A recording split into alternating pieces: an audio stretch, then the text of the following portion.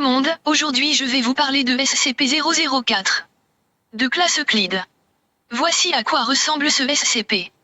SCP-004 est une vieille porte en bois de grange qui est l'entrée d'une usine abandonnée dont le lieu n'est pas donné. La porte est nommée SCP-004-1 et est accompagnée d'un ensemble de 12 clés rouillées en acier qui sont SCP-004-2 à SCP-004-13. Procédure de confinement. Il est vital de suivre les procédures quand on manipule les clés. Il est formellement interdit qu'elles soient déplacées hors du site à une seule condition, que l'on soit avec la compagnie de 2 membres de sécurité de niveau 4. Si des clés sont sorties de la zone sans aucune autorisation, c'est un motif de renvoi direct. Aucun composant de 004 ne doit entrer à travers 004-1, car l'on ne sait pas quel effet cela aurait de le faire. De plus, ces expériences coûteuses rendent la suite impossible et ce serait considéré comme briser le confinement. Si cela est fait ou que l'installation est percée, toutes les clés doivent être dans zone de confinement fermée avant qu'une ogive s'active sur le site 62. Pour l'accès à la porte, il faut une autorisation de niveau 1 et pour les clés une autorisation de niveau 4. Historique. Tout commence le 7 février 1949, le jour où 3 jeunes mineurs sont entrés dans une propriété fédérale où se trouve la porte. Selon eux, ils auraient trouvé un coffre en fer dans lequel il y avait un jeu de clés rouillées dedans. Ils ont déterminé qu'elles pourraient ouvrir cette porte. Ils ont par la suite été placés en garde à vue une fois être allés voir le shérif suite à la disparition de leurs amis. Ce cas est nommé SCP-004-K01.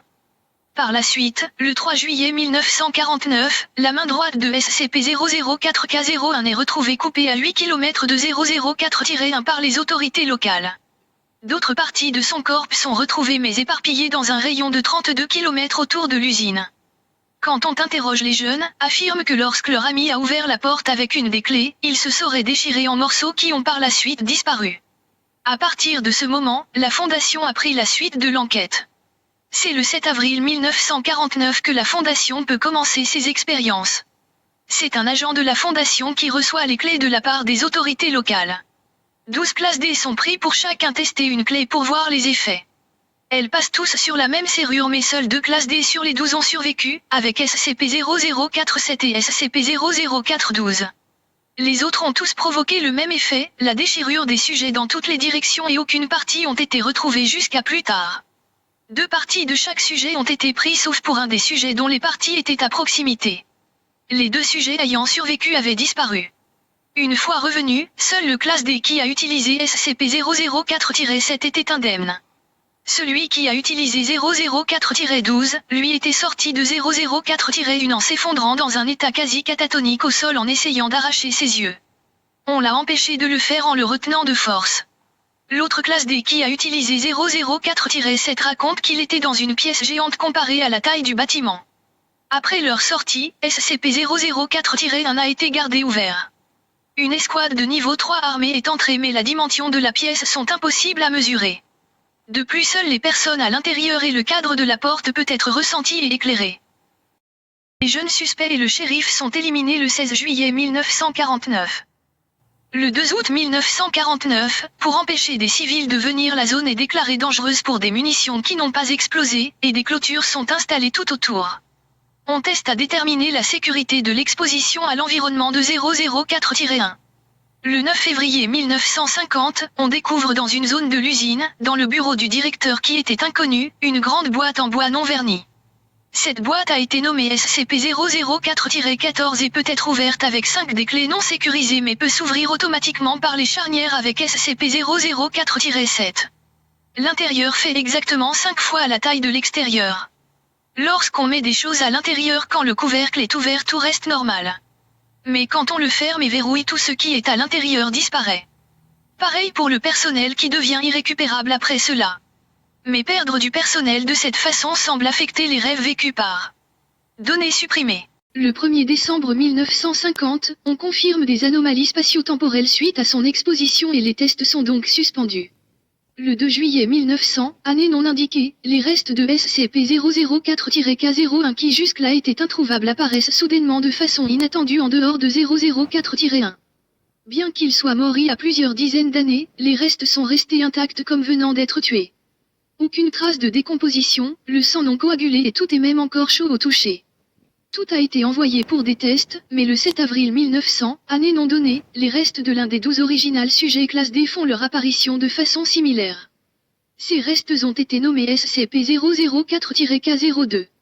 Le 21 mars 1999, avec la prolifération en grand nombre d'armements nucléaires et la Troisième Guerre mondiale données supprimées, on a commencé à construire sur un site dans SCP-004-1 pour stocker des fournitures pour, informations supprimées, jour personne. Le 21 avril 1999, l'installation est maintenant appelée le site 62. On y ordonne un agrandissement pour y rajouter un stockage d'urgence pour chaque spécimen mobile d'un SCP plus une base donnée de plusieurs pétaoctets pour stocker toutes les données SCP. Ce site est totalement opérationnel et au complet en laboratoire et unité de confinement depuis le 25 septembre 2000. La sauvegarde de données a débuté et le site 62 est même en capacité de contenir les spécimens les plus dangereux. Depuis le 25 janvier 2001, tout le personnel travaillant sur le site 62 doit désormais vivre en permanence sur place à cause des anomalies temporelles. Pour y arriver, toutes les familles du personnel sont informées de leur mort dans un accident de travail bien qu'ils ne sont pas décédés. Pour les funérailles, de faux corps clonés ont été utilisés pour remplacer le cadavre. Le 14 août 2003, il y a eu une panne de courant massive dans tout le nord-est de l'Amérique aux États-Unis et au Canada. À cause de cela, plusieurs générateurs SCP du site 62 n'avaient pas d'électricité durant 53 minutes. Durant ce temps, tout le monde sur place n'avait du coup pas de lumière. Mais selon leurs témoignages, ils auraient détecté des personnes et des créatures bien qu'aucune anomalie n'ait pu être vue ou ressentie. Des membres du personnel du site qui ont été sélectionnés ont eu l'autorisation de lire un document.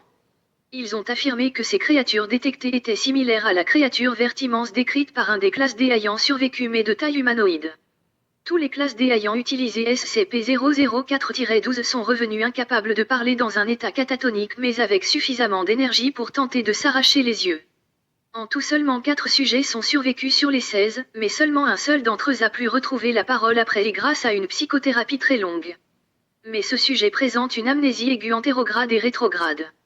Il a raconté à son psychiatre: « J'y avais vu une créature verte massive, si grande qu'une grande partie de son corps s'étendait au-delà de mon champ de vision. » Mais il a également signalé une grande peur innée avec une reconnaissance soudaine.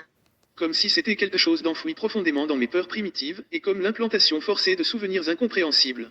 Les anomalies spatio-temporelles. Elles semblent être propagées par 004. Tout personnel quittant les lieux disent perdre du temps, en effet ceux qui sont sur place depuis plusieurs semaines sont persuadés qu'ils y sont depuis seulement quelques jours.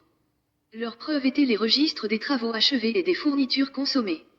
Il y a aussi les anomalies qui impliquent les clés, SCP-004-2 à 13 et les parties de corps éparpillées de SCP-004-K01 et 02 après avoir utilisé une des clés. Quelqu'un a en plus été chargé d'enquêter sur tous ceux en lien avec ces anomalies.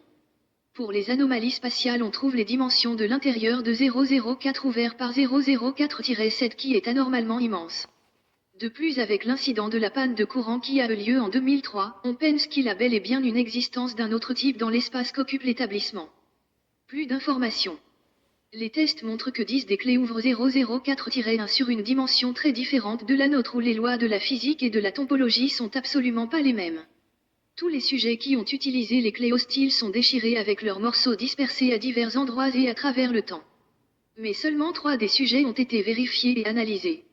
Un morceau est à chaque fois déposé dans le présent sur en tout 2 zones, le 3e morceau lui apparaît toujours dans exactement le même nombre d'années dans le futur. Actuellement, l'emplacement et le temps auquel font leur apparition les 7 autres morceaux sont toujours inconnus. Donc la prochaine fois que vous ouvrirez... Pour ceux qui veulent lire d'archives de ce SCP sans avoir à aller sur le site internet de la Fondation SCP, je vous invite à stopper la vidéo pour pouvoir lire tranquillement. Bonne lecture.